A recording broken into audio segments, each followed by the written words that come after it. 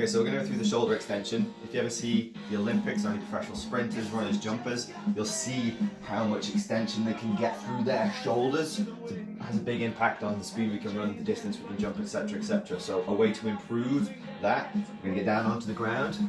Just going to sit down normally, bring our hands behind us, lock the elbows so we don't really bend in the elbow, keep those elbows locked. You can start walking the hands in towards one another to get some external rotation through shoulder blades as well, but if it's uncomfortable, don't worry about doing that.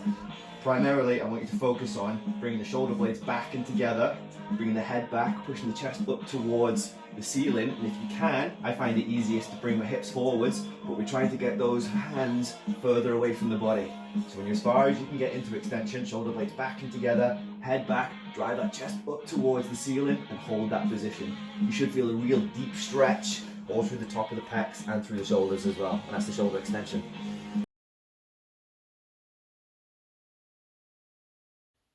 Okay, so we're going to go through shoulder circles. Whether you have a band or you have a broomstick or anything, doesn't really matter. The band's a little easier because you can stretch through the positions you find difficult. Principles are exactly the same though. I would go to the very edge of what it is you've got at the moment to make it a little bit easier. The setup, we want to build from the ground up. So we're wanting to rip the floor in half like we would for a squat, engage all of the leg muscles, the glutes, the lower back and the core. A real common mistake when people go through this exercise, especially as they go into the overhead position, is they haven't braced their core and they haven't squeezed their glutes.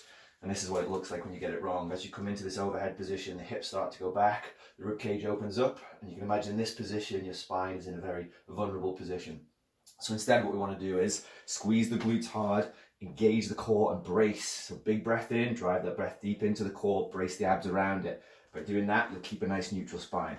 So from the side, it looks like this. Brace the glutes, brace the core, all the way over, round, touch on the back side, and then come back to the front. Notice that I don't lose position through my lower back. From the back, the movement we're trying to get is a retracted shoulder blade position. So we're going to bring our shoulder blades back and together, then we're going to lock into the ground, glutes and core, shoulder blades back and together, pinch them hard as you go overhead, trying to maintain a good stable shoulder position. And then the shoulder circles. Okay, next we're going to go into the Cobra position. This is a mobility exercise for the thoracic spine, to the mid part of the spine. We're going to lay down on the floor first of all. We want to get our hands underneath or just slightly in front of our shoulders, and then we're going to press through the ground, looking to fully extend through the elbow to lock them out. We're going to draw the shoulder blades back and together and squeeze the glutes hard, drive the hips into the ground. Shoulder blades back and together, head comes back, and then we're going to drive our chest up towards the ceiling. Now during this, if you get any sort of discomfort in your lower back, you need to squeeze your glutes as hard as you can to protect that lower back. If you get any sort of cramping sensation or any tightness in this mid back, that's a good thing. That's showing that you're putting yourself through a large range of extension. And that's the Cobra position. Yep, so next exercise is the dish, core exercise. Now the primary thing to consider during the dish is getting your lower back driven into the ground. So if at any point you get an arch through your lower back and it comes away from the ground, you know that you're in a bad position, you need to reset. So the easier variation of this, you're going to lie flat on your back, bring your head and shoulders up off the ground and push the hands down towards the heels. Squeeze the core, that's going to keep that back flat, driven into the ground. Then you're going to bring your feet up off the ground, bring them together and point the toes. So keeping that tension in the core, lower back driven into the ground. To make this more difficult, you can start lowering your feet. Again, you have to keep that core switched on so that there's no arch in the lower back. If you go too far and lose the position and get an arch, just reset a little bit higher, continue to hold. So when you get all the way to the ground, you can now start thinking about bringing the hands overhead. So I've got a little pole to make this a bit easier. I start bringing my hands into an overhead position. Now, if you're shaking like crazy like I am, that's normal. And that's the dish.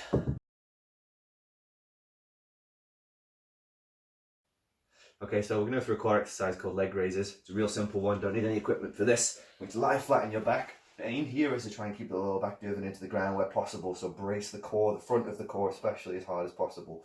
I put my hands onto the ground for a little bit of balance, a little bit extra stability. Make it more difficult, you can lift the weight up above you as you do this. That's up to your discretion and the level that you're at already. So first of all, we're going to straighten the legs, lock the knees and point the toes. I'm going to keep my hands on the ground for balance. all you're going to do then, keeping those legs straight, pivot through the hips and bring the legs up to perpendicular with the ground up to a 90-degree angle, and then lower back down under control. Notice as I go back down, I'm not touching the ground with my feet, I'm keeping my feet off the ground. It looks like this, hands driven in, brace that core, bring the legs up 90 degrees, down under control, you don't touch the ground. So that's 1 rep. If you're finding that uncomfortable, if you get any pain through the lower back, again, squeeze the glutes as hard as you can, or you can bring your hands underneath into the arch of the lower back to give it a little bit more support, or underneath the glutes. The principles are the same. Lock the legs, squeeze them in together, point the toes, bring the legs up straight, pivoting through the hips up to a 90-degree angle, and then down under control, keep them off the ground. And that's the leg raise. Yep, so we're going to go through the prone angel next. This is a good warm-up exercise for the upper back, rear delts, but realistically, like any exercise we do, we're wanting to keep most of the body engaged to keep good position. So we're going to lie flat on our front. We're going to start off with our palms facing down towards the ground, down on our hips. The setup, we want to squeeze our glutes hard again to protect that lower back. I'm going to bring our shoulder blades back, so we're going to retract the shoulder blades and then depress them into the back pockets, and that's where we want them to stay throughout this exercise. So the first movement, we're going to bring our hands up into extension as high as we can get them. Hold for 3 seconds. Then we're going to bend through the elbow and pull the elbows down towards the hips, squeezing that mid back as hard as you can. Again, hold for 3 seconds. Keep the glutes and core engaged, because now we're going to go to that overhead position. This is where you're most likely to lose the position for the lower back. A lot of people, when they do this, they'll end up really extending through that lower back and lifting themselves up like this. I don't want you to do that. Squeeze the glutes, keep the head low, retract and depress the shoulder blades. 3 second hold, round nice and wide, and then reset. That's 1 rep. We're going to do that 5 times through. If you get proficient at this, if it's feeling quite easy and you're lucky enough to have some weight plates, I have some little weight plates here, do exactly the same thing, only with the weight plates in your hands, and trust me, this lights that back up. It makes it way harder. So shoulder blades back and together, glutes and core engaged, up into extension. 2, 3, bend through that elbow, drive the elbows down. 2, 3, overhead. 2, 3, back round, nice and wide, and reset. And that's the prone angel.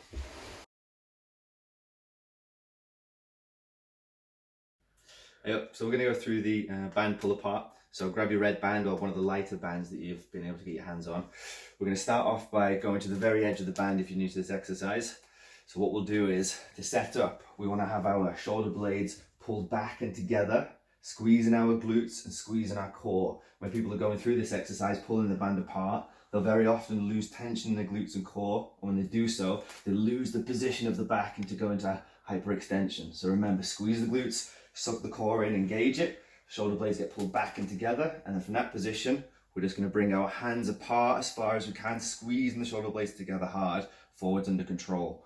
We want to get roughly a 1 second pause between each rep. So squeeze and forwards. That's horizontal. We're then going to change into diagonal. So 1 hand up, 1 hand down, all the principles the same. Glutes, core, upper back all engaged. Pull apart, keep tension on the band, swap over. Keep tension on the band, swap over. And that's the band pull apart.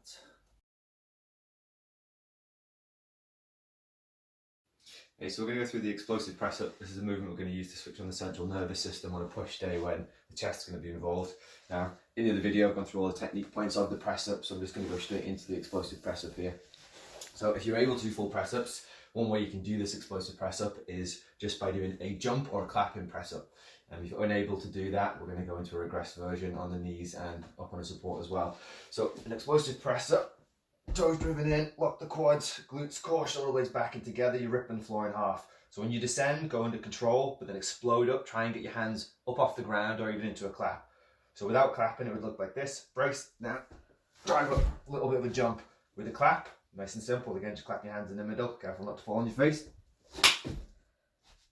If you can't do an explosive press up in the full position, regress it. Either go into the full press up position but on an incline, so on something like a couch, makes it a little bit easier, a little less body weight to go through. Or if you still can't do that, drop onto the knees. So set yourself up into the regular press up position, but drop directly onto the knees, cross the legs over and keep the glutes engaged. So I don't want you to lose the position through the back and the hips. I want you to stay nice and straight through that spine. Keep all the weight on the hands, drop down, explode up. It's a lot easier when all the weight's on your knees. And that's the explosive press up. Okay, we're going to go through the Cuban press. So there's a few variations to this. We're going to need a band for it. Find an anchor point. It can be at any height that you have available. I've just gone roughly hip height or slightly higher here. We're going to take the band, one part of it in each hand.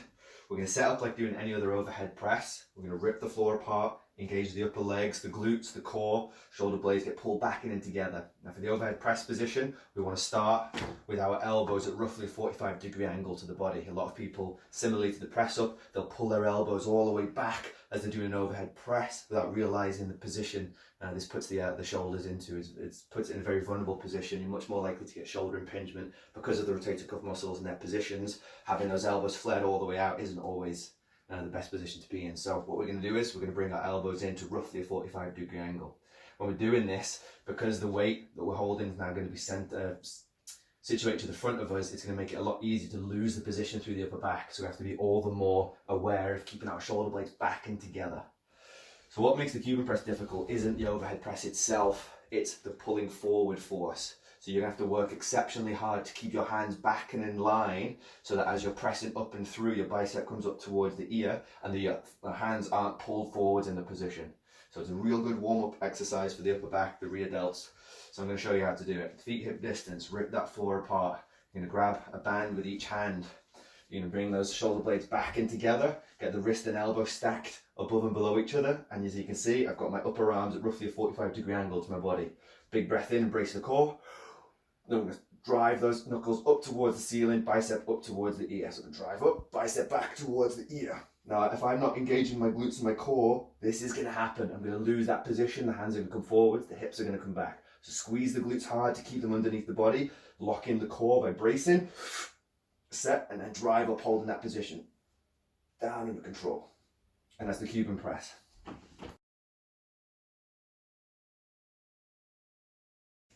Okay, so we're going to go through the seated row using a band for this. I want you to sit yourself down on the ground. So the setup position, I'm going to bring my legs forward. You can have a bend into the knee, but it tends to get in the way of my elbow, so I keep my knees locked by squeezing the quads. Now the setup, you might find it difficult to keep a neutral spine position and find yourself setting up with an arched back. So if that's the case, I want you to really accentuate the retraction of the shoulder blades, the depression of the shoulder blades down into the back pocket, and pushing that chest forwards to try and keep your spine as neutral as possible throughout the whole of this exercise. If you feel like you're losing the position or sitting upright too much, it means you can't keep a good position. I'd rather you leant backwards into it slightly to keep that neutral spine position than to give up on it. So shoulder blades retracted and depressed, chest forwards, brace the core. We're now going to drive the elbow back towards the hip.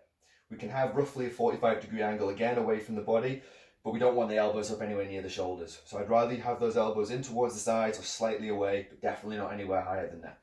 So for the movement itself, I'm going to drive shoulder blades back and together and then drive the elbows towards the back of the room, squeeze the shoulder blades together hard and then forwards under control.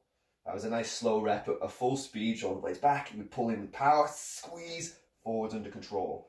Pull back with power, squeeze, forwards under control. If you notice, I'm not losing the position through my shoulders after every rep. I'm not looking to lengthen my lat as much as possible in every single one of these. I'm trying to keep stability in the upper back. Drive those elbows back, forwards under control. That's the seated row.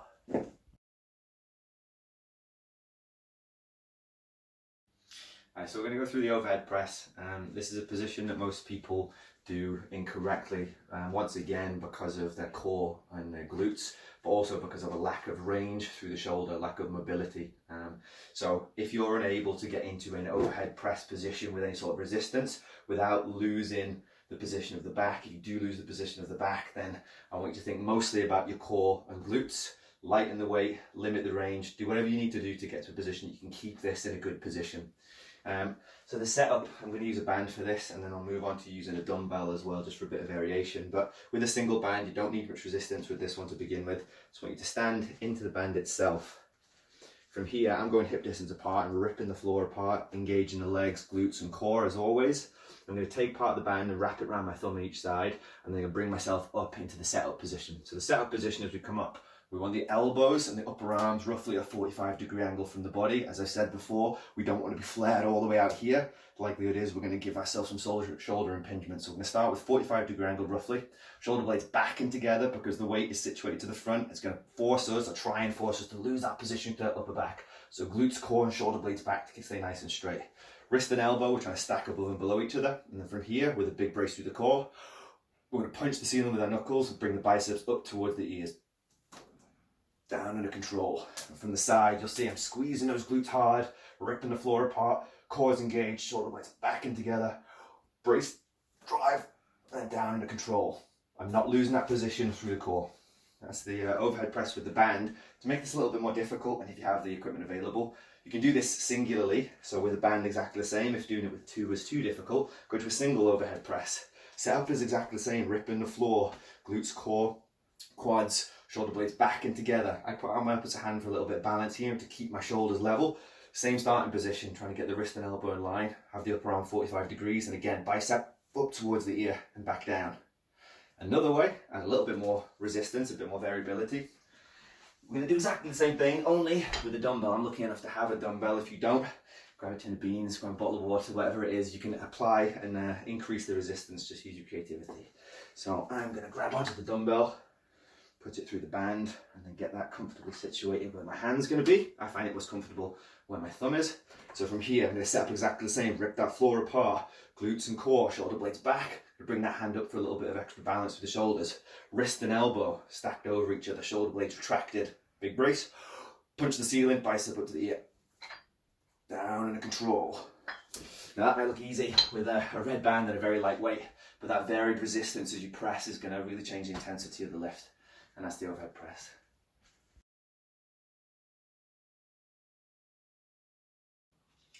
So we're going to go through the press up today. One of the most commonly incorrectly performed exercises I see in the gym and through home workout videos, etc, etc. So we're going to go through the basic principles, and in a follow-on video I'm going to give some variations on how to make it easier and more difficult with equipment and what we have around the house. So the basic principles, first of all, your hands want to be directly underneath your shoulders and at shoulder width apart. A real common mistake you see people doing is going exceptionally wide and bringing their elbows up in line with their shoulders. So you see people doing press-ups like this. Now that might feel like getting a good engagement in the chest, and for the bodybuilders that might make more sense, that time under tension, etc. But the correct press-up variation, the correct pushing variation isn't like that at all. What we're going to do instead is have those hands narrower underneath the shoulders. We're going to fully lock the elbows. We're going to immediately start ripping the floor in half. So we're trying to get the crook of the elbow to the front of the room. That'll help us externally rotate our shoulder blades, engage the upper back better, and have a better stable position in the upper back and in the shoulders. We're then going to drive the toes into the ground. We're going to squeeze the quads to lock the knees, squeeze the glutes, suck in and brace the abs, and again bring those shoulder blades back in together. So this is the starting position for the press up.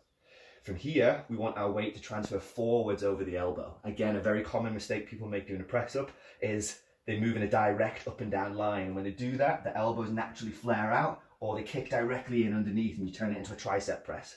What instead we want to do is allow our body weight to transfer forwards over the elbow. So in the bottom position, our elbow and our wrist are stacked directly above and below one another, because if there's a disparity in the angle, we're going to lose a lot of that force we're driving into the ground.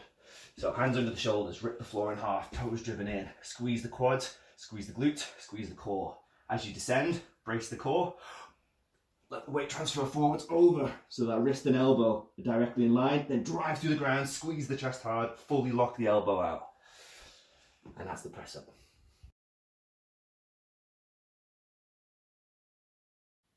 Okay, we're just going to go through the ATG Press Up variation. Now, the ATG variation is about getting a stretch through the pec minor. So we're looking to get our arms into extension. I've used 2 piles of books. You can use anything you can get your hands on just to bring yourself up off the ground. You can do this both as the assisted variation on the knees or the full variation where you're up on the toes. I'm going to go through the full variation first.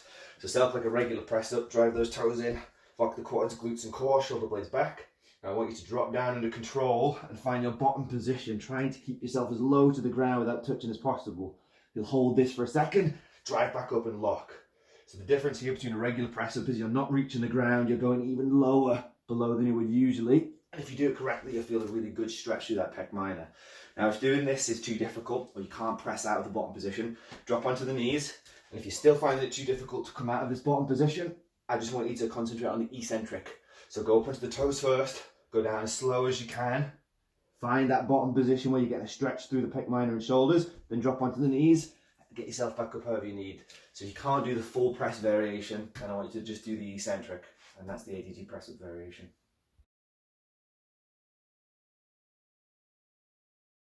Okay, so this is for people who are struggling to get bodyweight press ups through a full range with the correct technique. Most common fault is people either just can't push their bodyweight up off the ground, but more often than not I see people's hips being left behind. So if you do a press up and it looks like you're making love to the ground, then this could be one for you to try and implement. As you can see, I've just used stuff from around the house, so you're gonna have to get creative with this. You're gonna have to use your own initiative. But the principles are you need a band that's anchored between two levels that are roughly the same, that's going to be able to support your hips throughout this press up position. So if you can set this up, what I want you to do is get the band situated around the belly button area. You're then going to set up like a regular press up, hands underneath the shoulders, ripping the floor in half, toes driven in, quads, glutes, core all engaged. As you descend into the press up, you're going to get assistance from this band. The closer you get to the bottom position, where you're usually weakest, the more assistance you're going to get. So band onto the belly button or thereabouts, hand shoulder width, ripping the floor in half, toes in, lock the quads to lock the knees, glutes, core. Now from this position, descend, nice and controlled, let that body weight shift forward. This bottom position, I'm getting a lot of help from this band here, so it's a lot easier. Pause for a split second, drive through the ground, lock the elbows hard at the top. Now, depending on how high you have your band anchored and the thickness of the band, the more resistance will be created and the easier it'll be because it's lifting you back up. So play around with it, do the best you can, and that's the end of the press up.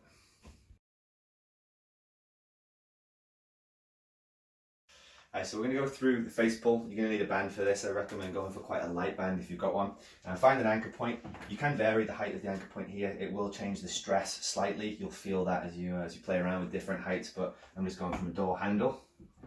So from here, take a step away, get a little bit of resistance on the band to begin with. Like any position, any exercise we do, we're going to build from the ground up. So we're going to rip the floor in half.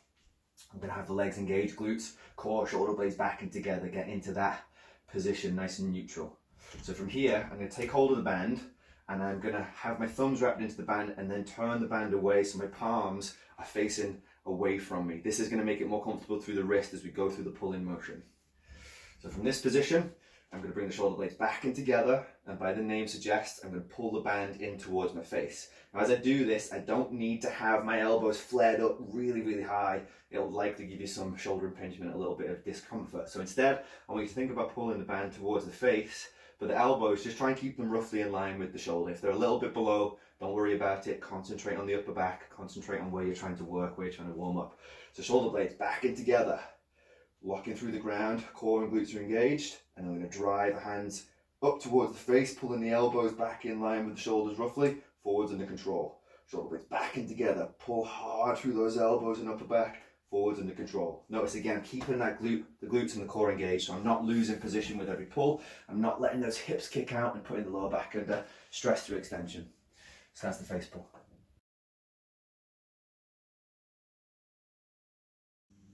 So we're going to go through the overhead single arm tricep extension. All I need for this is a band. What I want you to do is step through with one foot. Here I'm doing my left, which means I'm going to be working the opposite arm. I'm going to be working the right hand side. I'm going to grab the band. You can either grab through the middle or you can just grab over the whole thing. And you're going to bring the band around the back of your body, so around to the center of the body. We're then going to line it up with the back of the head, or alternatively I want you to think about bringing the elbow back and towards the center line of the body. From this position, as always, rip that floor apart and engage the glutes and the core, because it's easy again in an overhead position to lose the position of your hips and your lower back and go into extension. So brace that core. From there, keeping the elbow still. This is the pivot point. We don't want the elbow to move. What we don't want through this exercise is that elbow going all over the place, because then we're taking the stress off the tricep. So I want you to fix the elbow in place. I use my hand as a guide to make sure I'm not letting that rib cage open up. I'm thinking keep that rib cage locked down. All we're going to do from here, brace, and then extend through the elbow, keeping the elbow still. Bang, lock that elbow as hard as you can by squeezing the tricep down under control. We're looking for a full range, so go to a full flexion through the elbow, full extension. None of this half range stuff. And that's the overhead tricep extension.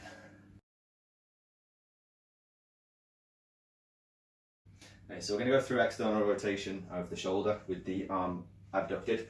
Two ways of doing this. The first way, we're going to use a band for both of these variations. You can also use any sort of weight going through exactly the same principles of the movement. I'm going to go with the band. So I'm going to wrap my thumb through. I'm then gonna split the floor in half, engage the legs, engage the core and the glutes. I'm gonna bring the elbow up to shoulder height. From this position, keeping that elbow fixed in place, I'm gonna brace, bring my shoulder blades back in together, and I'm gonna externally rotate by bringing my hand up into a 90-degree position. So now it's perpendicular with the ground. Trying to keep a 90-degree bend into the elbow.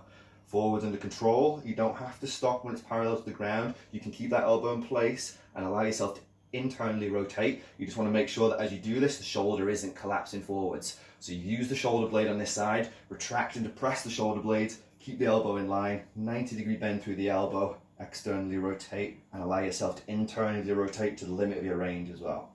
If you get too much resistance doing it with the band underneath the foot, find yourself an anchor point around the house. This gives you a bit more play with the amount of resistance you can put through the band, so you can step in a little bit closer if it's too difficult. So principles are the same though. Set up from the ground, upwards, rip the floor, glutes, core, legs. Elbow up in line with the shoulder, have a 90-degree bend through that elbow. Shoulder blades back and together, externally rotate, keep the elbow still, forwards under control. In this variation, if your anchor point is in line with your shoulder or in line with your elbow, you're not going to get the same internal rotation. You would need it to be anchored at an angle that pulls your arm downwards as well to get that internal rotation. So play around with it, see what feels best, and that's the external rotation movement. Okay, so we're going to do a quick run through of the press up and lateral raise finisher for push-pull 1. Nice and simple. You're just going to do a single press up, stand up, do a single lateral raise with your hands, down for 2, up for 2. I'm going to run through a couple of rounds just so you can see, but it's nice and simple. I'm sure you get an idea pretty quickly. So we'll be down for the first press up, onto the feet, lateral raise. This doesn't look like much, but at the end of a good upper body workout, your shoulders will be blowing. Starting off with 1 rep seems easy. By the time you've reached rep 8, 9 and 10, yeah, you should be blowing. Nice and simple.